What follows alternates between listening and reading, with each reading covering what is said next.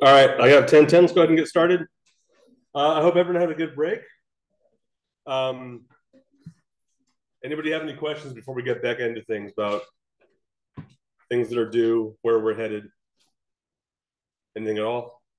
I will give you a reminder that the next test is coming up a week from Wednesday. It will cover sections 6.6 up to 8.2. So we're starting 8.1 today. I envision we'll get done with 8.2 by Friday. But basically whatever time we have after that. So it could be all of Monday we'll review. Just like last time, I'll post a bunch of stuff today. So there's the review website, which if you can find the old link to it, I mean, that's good for the whole semester. That's good for the whole class. But I'll repost it again today just so it's more visible. I'll post some problems from the textbook that are good to look at, and I'll post another practice quiz on Canvas full of like past test problems that are good to review. So all that stuff will be up today sometime after this class when I have time to post them. But I think all those are really good resources to kind of review on. But keep that in mind for next Monday. And basically, I'm going to do the same things I did before last test where I'm probably not going to have much planned. I'll just have a Q&A session where you drive everything. Any questions about that?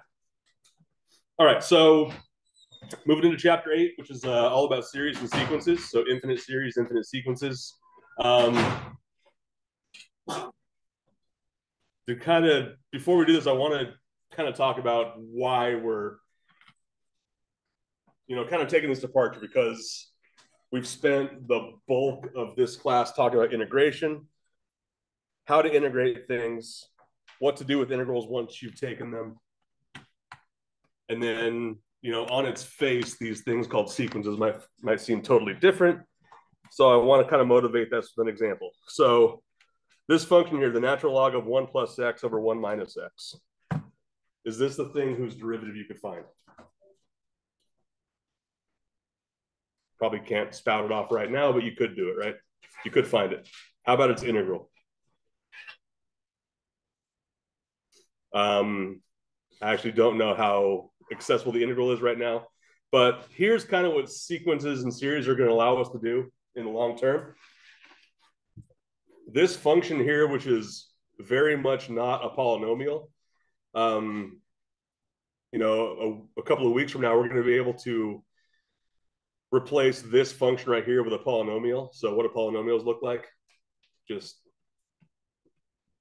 basically it's a string of terms that look like this, right?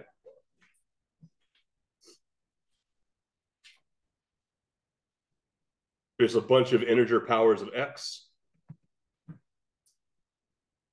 maybe a constant, different coefficients for each one. But basically what we're going to do is between now and the end of this chapter, we're going to prove that this function right here, whose derivative and integral might be really hard to take, we're going to replace it with a polynomial, and we can take derivatives of polynomials and we can integrate polynomials a lot more easily. So that's kind of what we're building up to. But before we get there, we have to talk about what the heck a sequence is. So I'll give you a couple different ways to look at this.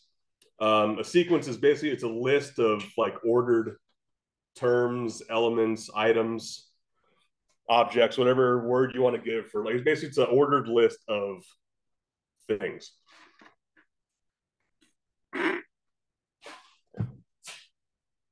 Another way we can look at it is a function. So we've talked about functions for years.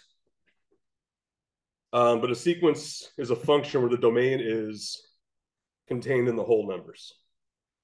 And the reason I want to emphasize that is think about the functions we deal with all the time. So someone give me a function. Anything at all? X? Cool. What's the domain of that function? Negative. So I mean, the domain of this thing is probably, all real numbers or negative infinity to positive infinity. Basically, there's no value of x that's going to violate that, right? But now we're going to talk about these things called sequences. And their domains are not the real numbers. Their domains are going to be, usually 1, 2, 3, and so on.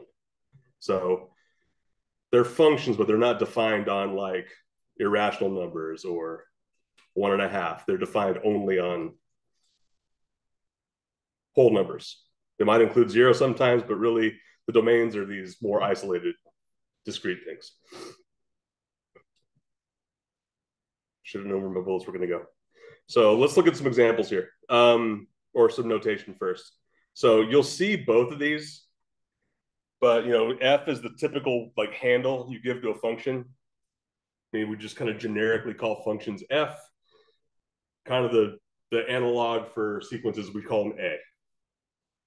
And then if we need more, we kind of count out B and C and so on. But really, these are infinite sequences. The only difference between that top notation and the one below it is I'm specifying here that, all right, where does this start?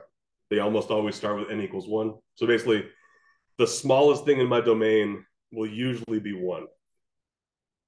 Might be something different sometimes, but that's what this n equals 1 signifies. And the infinity signifies that there is no upper end of that domain. I can use numbers as large as I want, as long as they're natural or whole numbers.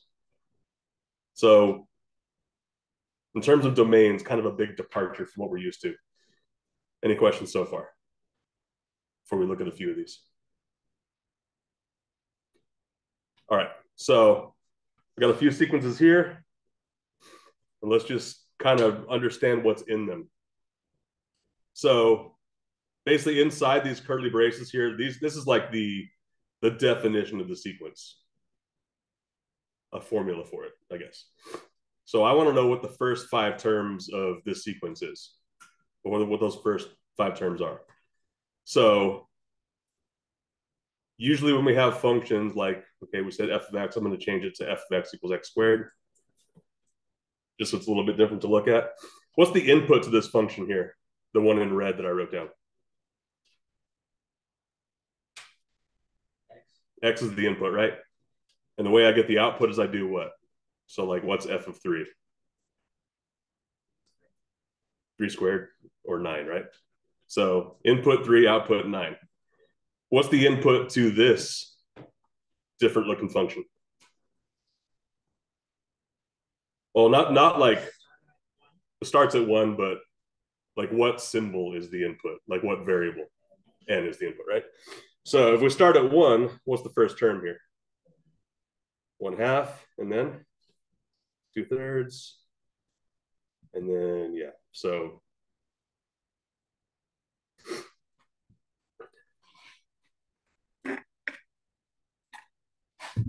one thing I want to point out here, just to harp on it one more time, 1/2 is in this sequence, right?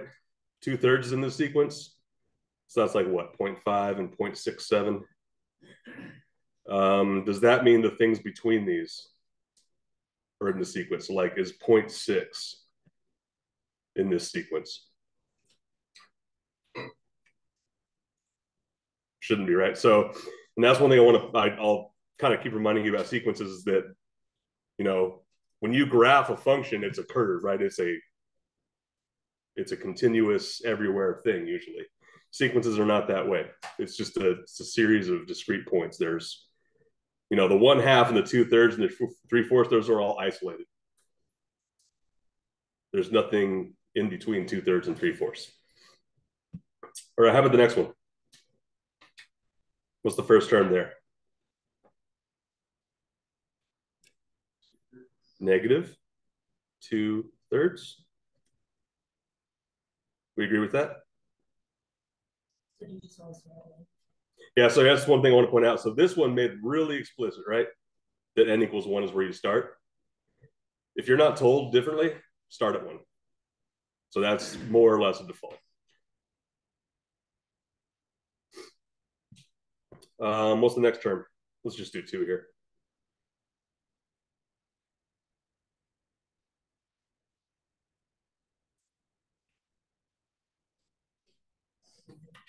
Three over 9. 1/3. I'll call it 3/9 just to kind of keep clear what the patterns are. I think the next one is -4/27. Does it make sense that it's going to bounce back and forth between positive and negative? What part of the sequence does that? -1 to the power of n. So basically, that's something pretty common. We'll see it, but that -1 to the power of n, that's like the alternator. That causes every term to be the opposite sign from the one before it. Moving on. What's the first n value here? 3. Yeah, so can't use 1. So what's the first term in the sequence? 0, and then 1. Radical 2.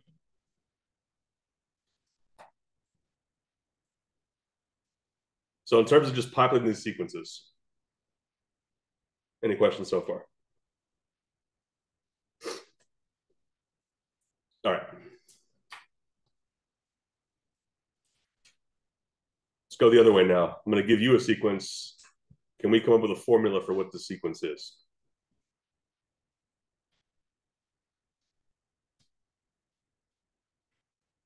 So what do we notice about what's going on here? Alternating negatives. So we have to handle the fact that this thing alternates. How can we? What's that? Okay. -1 to the n times 2 plus n. Okay, so let's talk about those two things one at a time while I sneakily fix the typo. It's going to make this thing work. The -1 to the n. So that appears because it alternates, right? The 2 plus n, where did that come from? What's that? We start at 3. So I think we're kind of assuming that what? Sounds like we're assuming that n starts at 1, which is fine. We can define it however we want. So let's stick with n equals 1. Are we done? Divided by 5 to the nth power. All right, are we happy with this? I think I have a small protest. I think the first term in the sequence we just defined will be -3/5. So we have a little bit of repair work to do. So I think this thing alternates, but it alternates, exactly the way we don't want it to. So how can we fix that?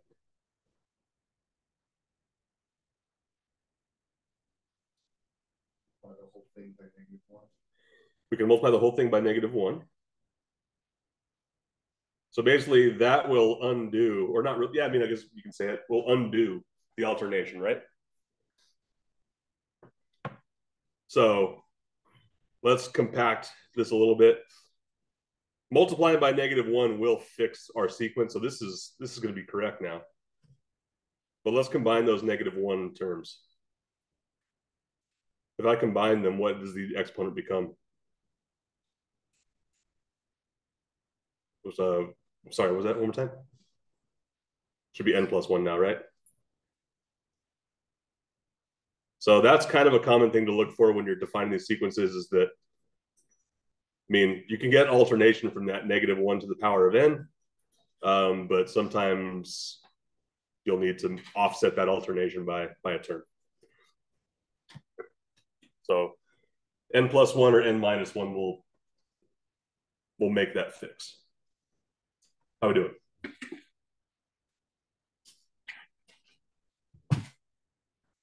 All right. So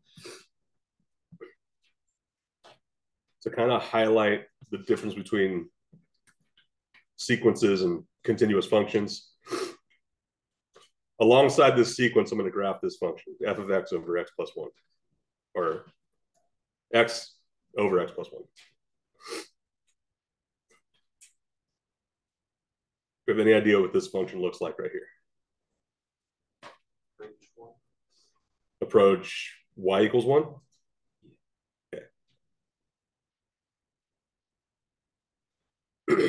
from above, below? Like, what's the first from below?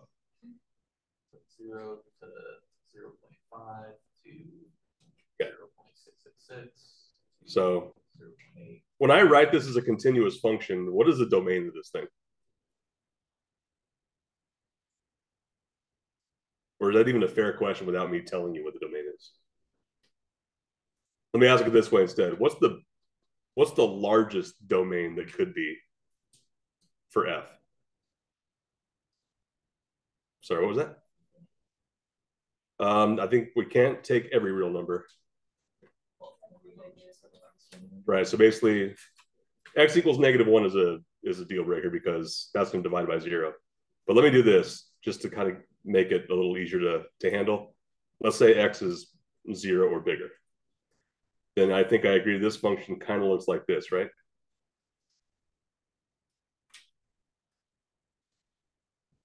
I think I violated that, but it should approach 1, right? So what's the difference between this continuous function that I just graphed and the sequence that I am asking for?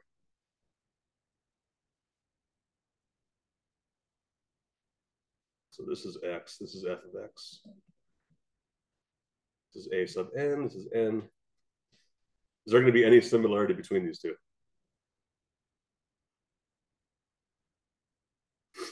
So now for our sequence, a sub n equals n over n plus 1. What's the first term of this sequence going to be? 1/2, and that's going to happen for what n value? 1. So when n equals 1, I get a sub n equals 1/2. What's the next term going to be? So the next point is going to be 2 2/3, right? And then 3 3/4. So after I graph all these points, what do I do with all those?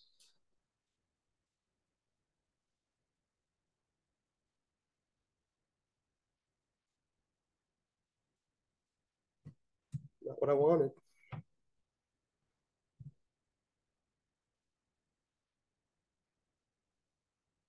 All right, so I think that's enough points to kind of get what it looks like, but am I done with the graph on the bottom?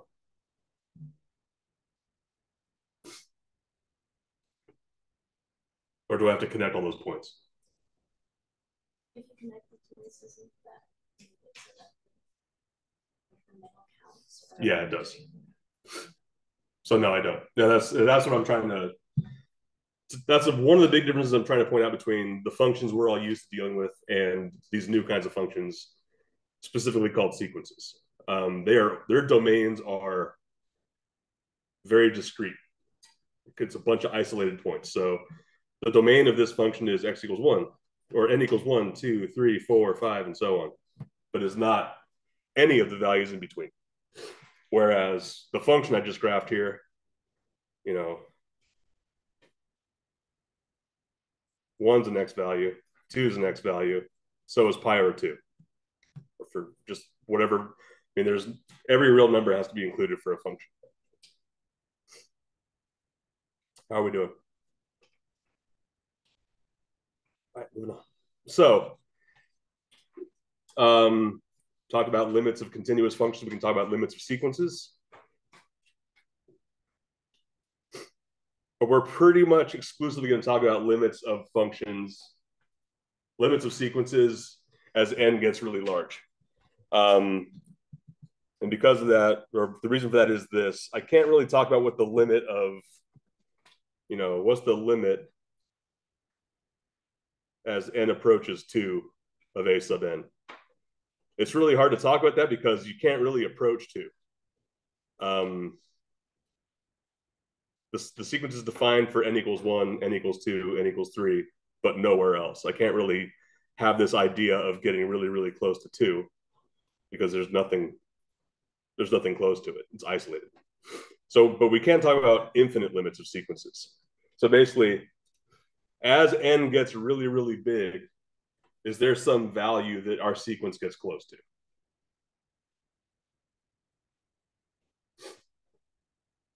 And bringing back some hopefully familiar terminology. If that limit exists, then your sequence converges.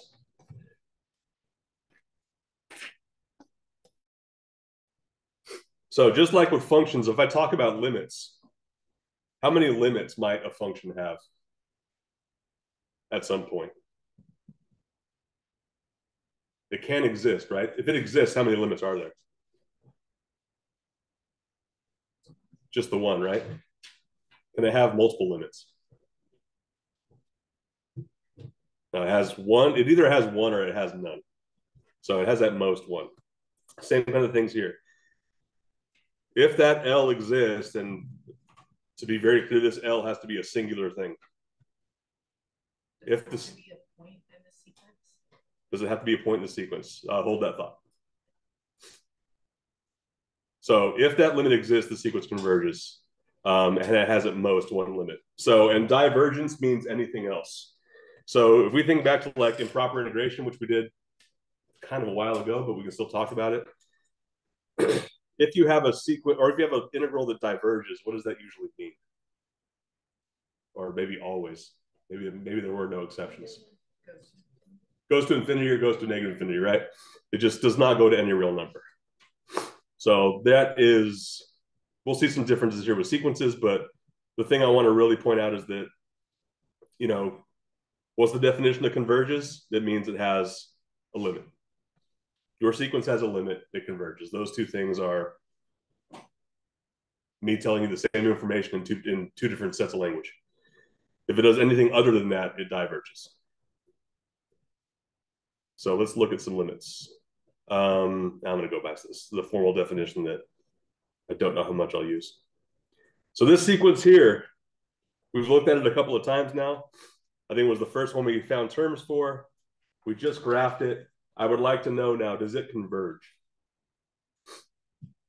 So when we talk about sequences converging, we're looking at a limit, and we're looking at a very specific limit. I'm looking at the limit as n gets very large. So basically, if I'm asking if a sequence converges, here's what I'm investigating. The limit of the sequence as n goes to infinity. So if I'm asking if this converges,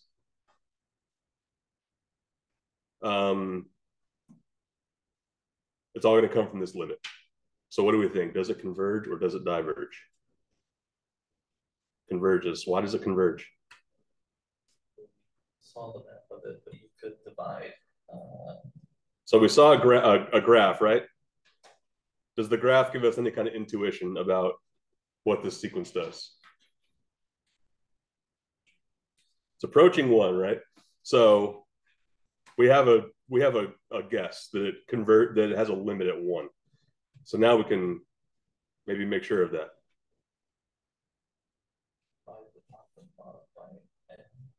Okay. If I basically, I can do this, right? I can multiply numerator and denominator by 1 over n. That's legal. And that will give me what? The limit as n approaches infinity of 1 over 1 plus 1 over n. Right. So as n goes to infinity, the 1 over n will get very, very small, which means this limit approaches 1 over 1 plus 0, which is 1. So we have a limit. So what's the answer to this question? It converges. So if you're going to tell me a sequence converges, you should probably tell me what it converges to. So yes, to 1. Question? Did you use L'Hopital's rule for this?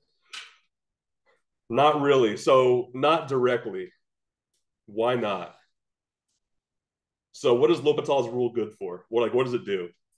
When you have a limit, and there's Limits of what, though? Indeterminate forms of what? Infinity over infinity or 0 over 0, but you're looking at what kinds of things? Continuous functions, right? That's the thing where this fails, because this is not, I can't get near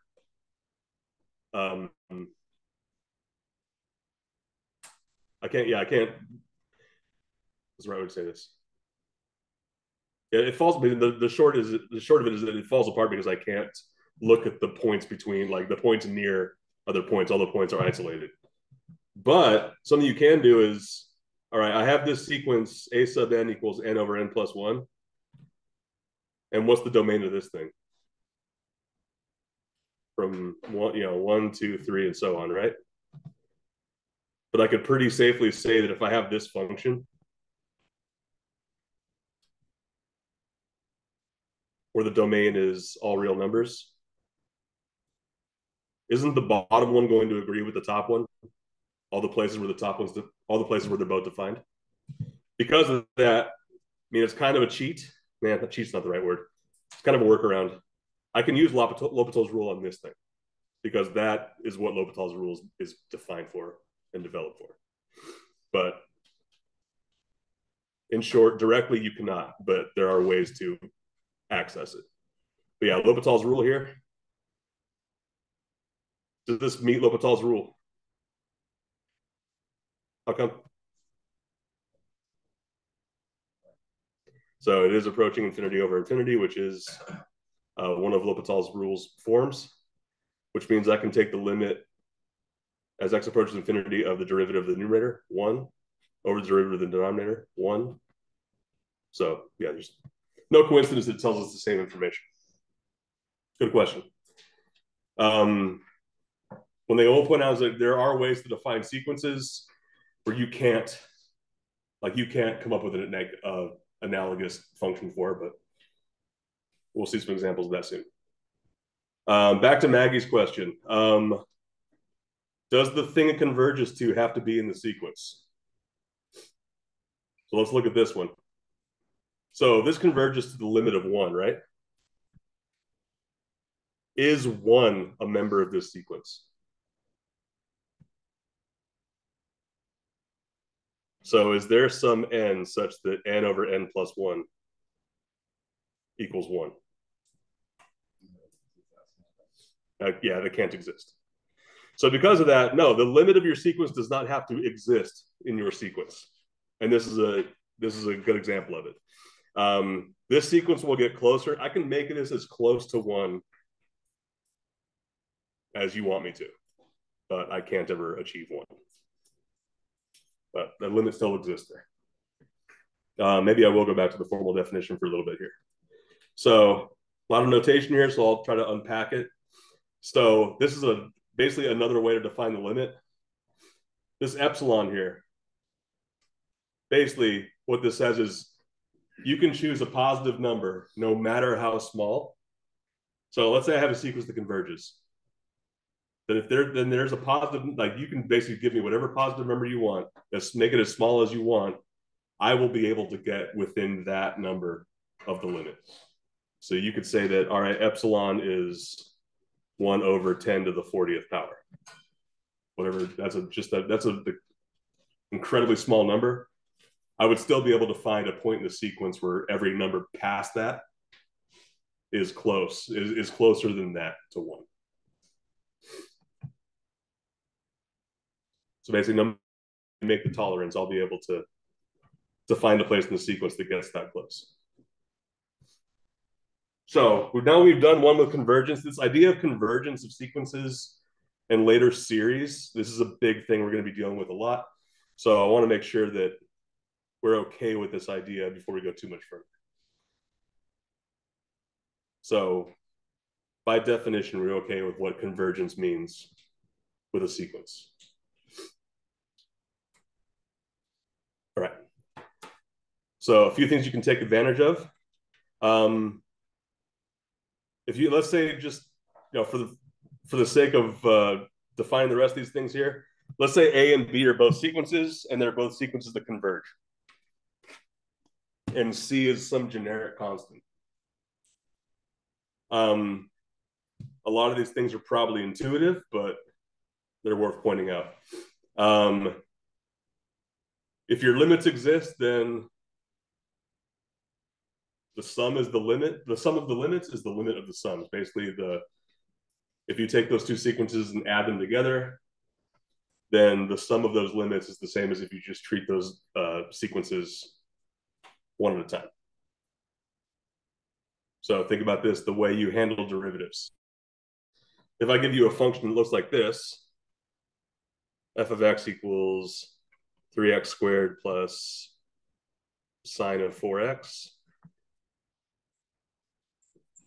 whether or not you realize that you don't handle this derivative of the function all at once. You take them a term at a time. Same kind of thing here. If you multiply by a constant, that's just basically you're just scaling the limit upward and downward.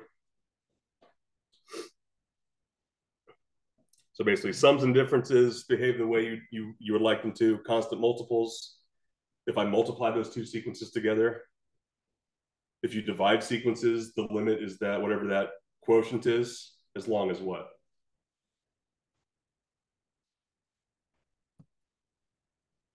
So what's the danger here to watch out for?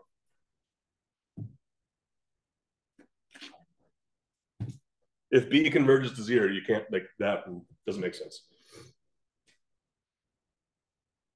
And this last one here, basically powers. Basically, if you have a limit of a sequence raised to a power, then you can basically apply the power later. How are we doing? Right. So now I want to know if this thing converges or diverges. What do we think?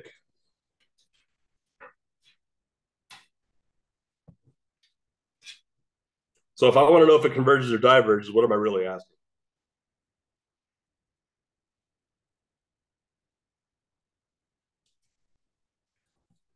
Does it approach a real number if what?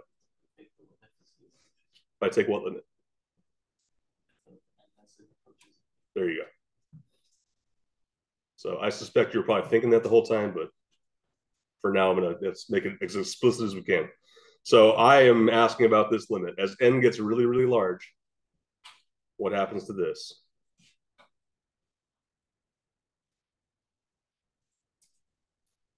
Can I use any of my limit laws here? So in other words, could I do this? Well, isn't this the same as this? The limit as n approaches infinity of n over the limit as n approaches infinity of radical 10 plus n? Is that okay?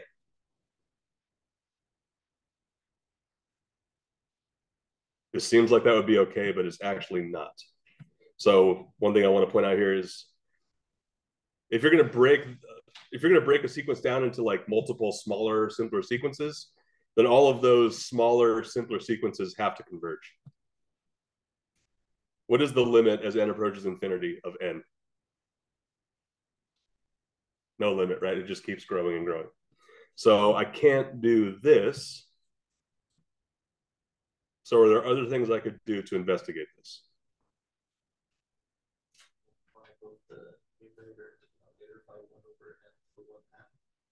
1 over n to the 1/2.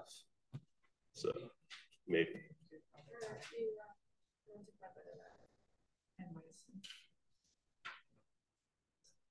Multiply by the radical 10 minus n?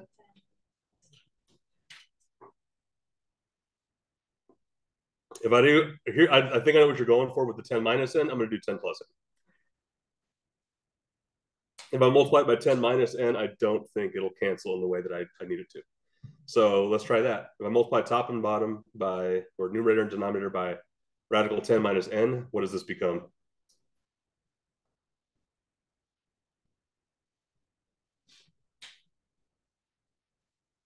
I don't think the numerator does anything convenient.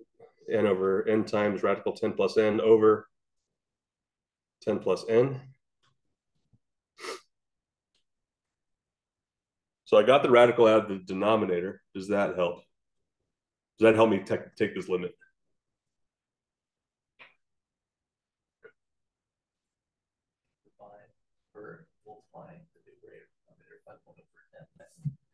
Multiply the numerator and denominator by 1 over n. That is always legal. What does this give me? radical 10 plus n over 10 over n plus 1.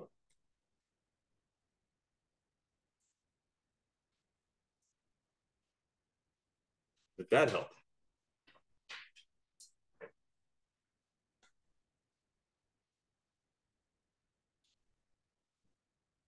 Any ideas now?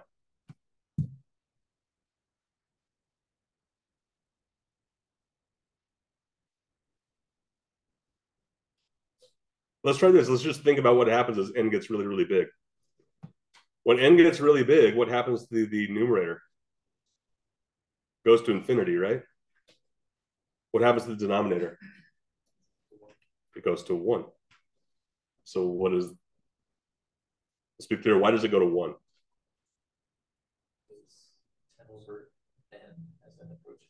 Right.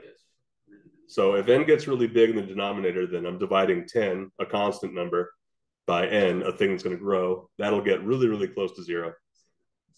So basically what I have here is a numerator that's growing without limit and a denominator that's going to get closer and closer to 1. Because of that, I think this limit is infinity.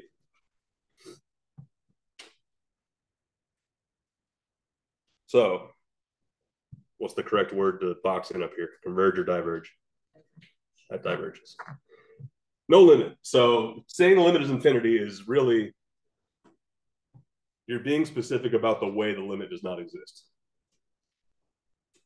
Any questions here? Go ahead. At what point do we stop doing At whatever point you can justify it. So basically, a lot of things I put. like step 1. Well, infinity over infinity is not something you can deal with. So, but compare that to the step we ended up with. This is not infinity over infinity, right? This is infinity over finite, which is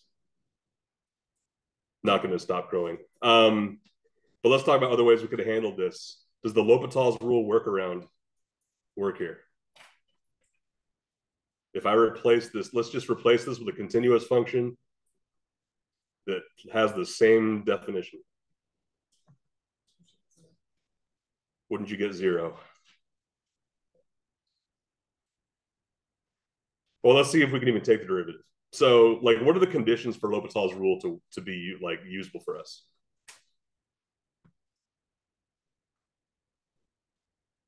Basically, I have to have infinity over infinity or 0 over 0, right? Do I have either of those things? I believe you do. Because as x goes to infinity, the denominator will go to infinity. The denominator will also go to infinity. So yeah, because of that, I can also take this limit. The limit is x goes to infinity of 1 over, what's the derivative of radical 10 plus x?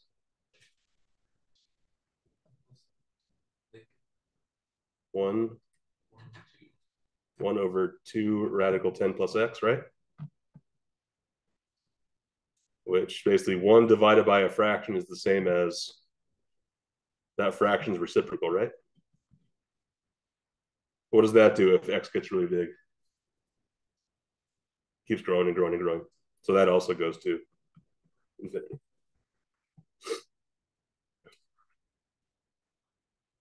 Let's try hindsight now. Now that we've done this, is there anything about the way this started that might have suggested that it would go to infinity?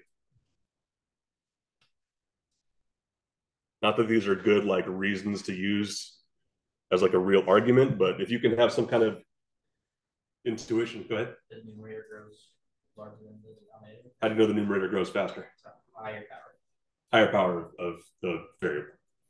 So again, not a good place to make an argument to make your stand, but that's not a coincidence that the looks like degrees are not polynomials, but what's the power of n in the numerator?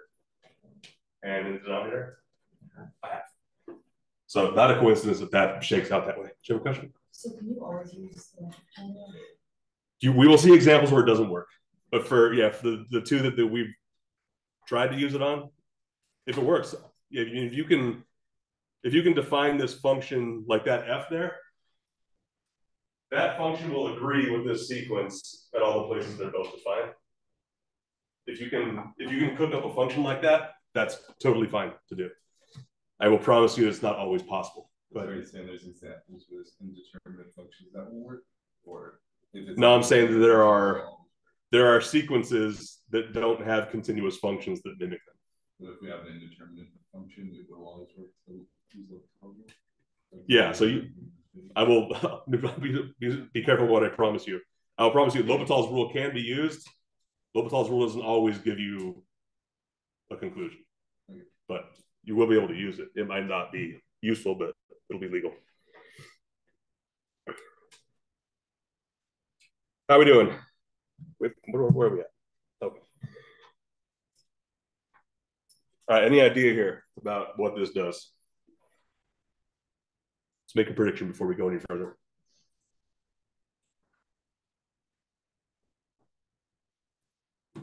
Thumbs up for converges, thumbs down for diverges. The penalty for being wrong is nothing, so everyone votes. Ooh, it's a pretty split room. Okay. Look pretty 50-50. So let's investigate. Let's just talk about it first. Can we use the L'Hopital's rule technique? So what's a good function what's a good continuous function to stand in for the sequence? Natural log of x over x. Does L'Hopital's rule fit this? How come?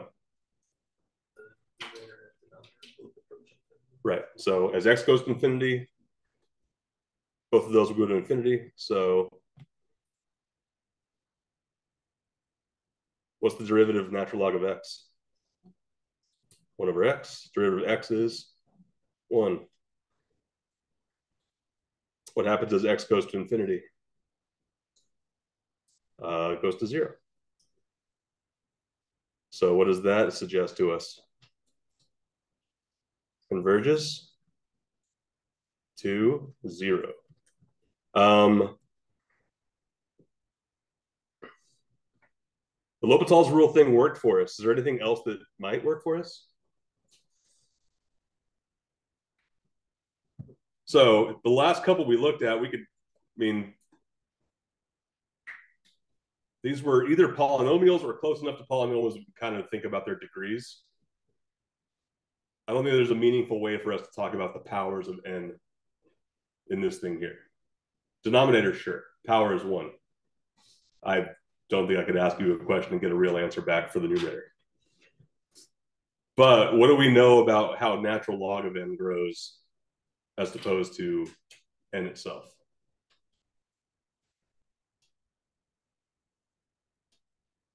Like, do we know that in this case, the numerator is going to grow more slowly than the denominator? So that might get you to lean toward the idea that this will converge. Maybe you have no idea what it converges to, but that it converges. So we've learned that sometimes the L'Hopital's rule thing is available to us. Sometimes it might be the only thing available to us. And I'm not going to promise it's the only thing that would have gotten us to where we want to go here, but probably the most direct by far. How are we doing? One more, maybe?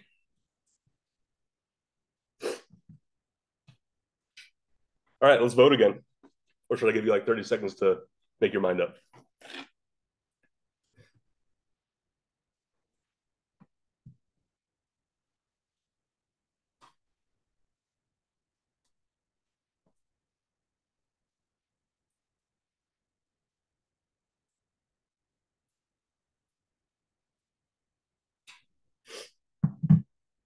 All right, converge or diverge?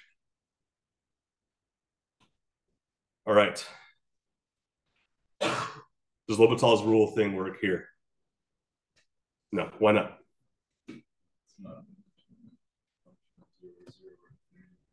Yeah, so I can't, like, I don't have the indeterminate forms. I don't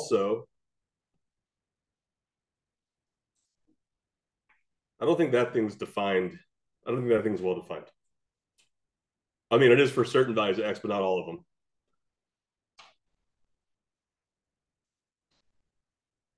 Also, I don't think its derivative is going to exist really, but lots of reasons that L'Hopital's rule doesn't really work here. So what else can we do?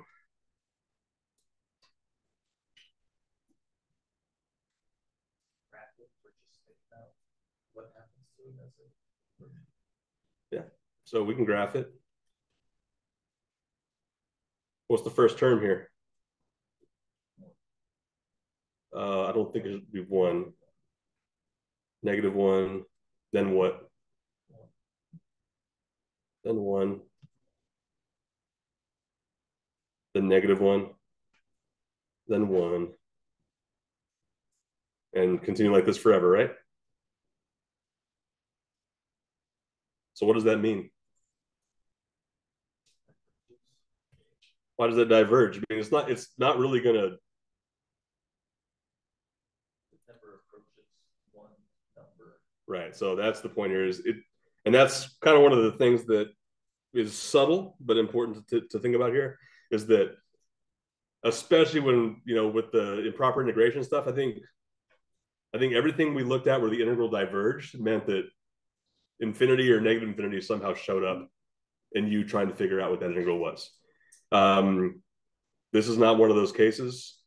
We have divergence here, even though all of the terms in my sequence are within, a unit of 0.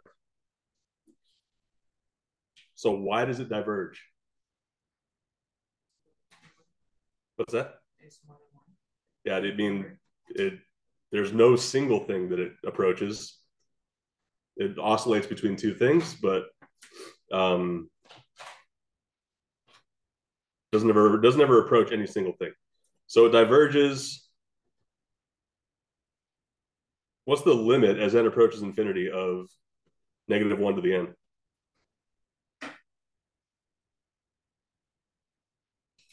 So it diverges, so we can say that limit doesn't exist, right? But in these last examples, we said this one diverged. We said the limit was infinity, right? So we could be specific about how the limit doesn't exist. Can we say anything about this limit? Can't say anything at all. It just does not exist. So doesn't go to infinity, doesn't go to negative infinity. This sequence, how many different values are in this sequence? 2, exactly 2. But it oscillates between them, so cannot converge.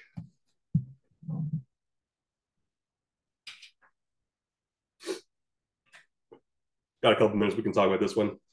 What's the difference between this example and the one before it? Divided by n, what do we think here? Converge or diverge? Why does this converge where the other one didn't? Should approach 0.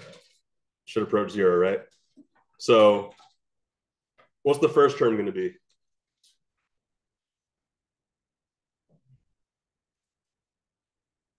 -1.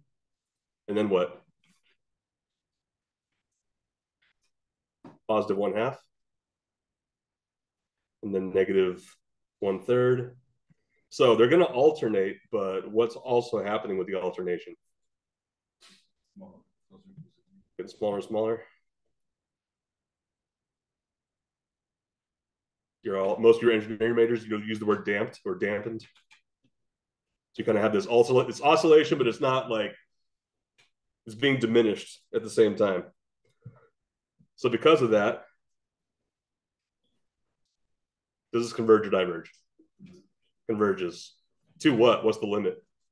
0. Is 0 a member of this sequence? No, you will never achieve 0, but you can get as close as you want to it. All right, let's go ahead and stop there. And we'll pick it up on Wednesday. I will. So if you don't see a bunch of review stuff posted by like this afternoon, please remind me. I'll put it there.